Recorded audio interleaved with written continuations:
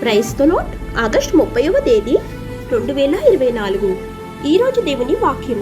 సియోను నివాసులారా, నేను వచ్చి మీ మధ్యన నివాసము చేతును. జకర్యా గ్రంథం 2వ అధ్యాయం 10వ వచనం. ప్రియమైన సహోదరి సహోదరులారా, ఆయన నేడు మన మధ్య నివసించాలని ఆశిస్తున్నాడు. ఆయన నేడు ఒంటరిగా ఉన్న మనల్ని చూచి, సియోను కుమార్తె సంతోషించండి, ఇదిగో నేను వస్తున్నాను, నేను మీ మధ్యలో నివసిస్తాను అని యెహోవా ప్రకటించుచున్నాడు. కాబట్టి మనము ధైర్యంగా ఉండాలి. మనము ఎన్నో విధాల సమస్యల ద్వారా నడిపిస్తున్నప్పటికీ దేవుడు మనల్ని చక్కని మార్గంలో నడిపిస్తాడు. ప్రభువు ఎదుట మనం మోకరిల్లి ఈ ఆశీర్వాదాలను మనకు మరియు మన కుటుంబానికి ఇవ్వమని దేవుని సన్నిధిలో మొరపెట్టాలి. అప్పుడు నిశ్చయంగా దేవుడు మన జీవితాల్లో అద్భుతాలను జరిగిస్తాడు.